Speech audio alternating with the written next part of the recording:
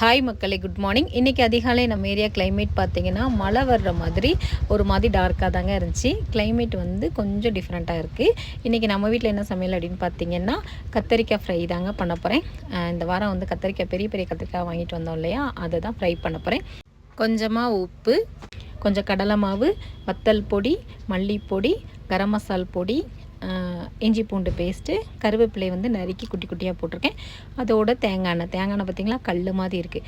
தேங்காய் எண்ணெயும் சேர்த்து நல்லா பிசைஞ்சிட்டு, கை வச்சு நல்லா பிசைஞ்சிட்டு, நீட்டமாகவும் 2 கத்திரிக்காய் நறுக்கி வச்சுருக்கேன்.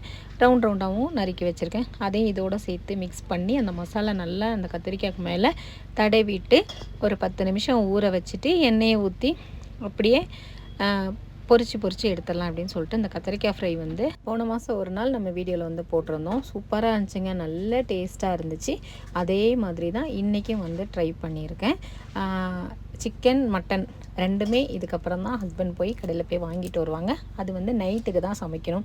ஏன்னா நான் கடைக்கு கிளம்புறதுனால காலையில் கொஞ்சம் மிளகு ரசம் இருந்துச்சா, சரி சோறு மிளகு ரசம் கத்திரிக்காய் ஃப்ரை வச்சு சாப்பிட்டுக்கலாம் அப்படின்னு சொல்லிட்டு அவசரமாக எல்லாத்தையும் சமைச்சு முடிச்சுட்டு அப்படியே நான் வந்து கடைக்கு கிளம்பிட்டேங்க.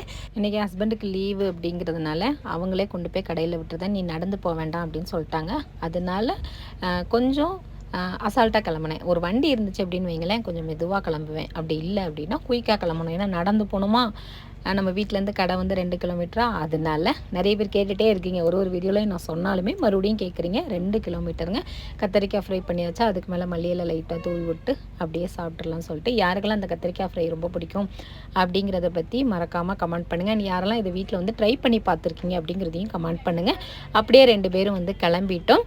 போகிற வழி உங்களுக்கு கிளைமேட் பார்த்தாலே தெரியும், டார்க்காக இருக்கா. ஆனால் காலையில் லைட்டாக சிலுன்னு லைட்டாக சாரல் மாதிரி இருந்துச்சு. அது பனி சாரலா மழையா அப்படிங்கிறது தெரியல.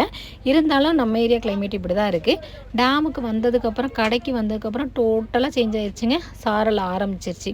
திங்ஸ் எல்லாம் எடுத்து வெளியில் வச்சாலும் மறுபடி சாரல் விழவும் லைட்டாக விழுந்துச்சு. கொஞ்ச நேரம் தார்ப்பா போட்டு மூடி இருந்தேன். அதுக்கப்புறம் எடுத்துட்டேன். இந்த மாதிரி தான் நம்ம டேம் கிளைமேட் வந்து இருக்குது. நேற்றுக்கு பரவாயில்லாத டூரிஸ்டினுடைய வருகை அப்படிங்கிறது பரவாயில்லாமல் இருந்துச்சு. பிஸ்னஸும் கொஞ்சம் நல்லா இருந்துச்சுங்க. அடுத்த கொஞ்ச நேரத்தில் நம்ம டேம் கிளைமேட் பார்த்திங்களா அப்படியே புகை மண்டலம் ஆயிடுச்சு. ஃபுல்லாக மிஸ்ட்டு கவர் ஆயிடுச்சு. யாரும் நடந்து போனால் கூட தெரியாது, தண்ணியில் போட்டு போகிறது கூட தெரியல. பார்த்திங்களா, இந்த மாதிரி தாங்க இங்கே வந்து கிளைமேட் அப்படியே சேஞ்ச் ஆயிரும். ஸோ மக்களே, இந்த வீடியோ பிடிச்சிருந்தா மறக்காமல் லைக் அண்ட் ஷேர் பண்ணுங்கள். உங்கள் எல்லாருக்குமே have a nice day. Thank you.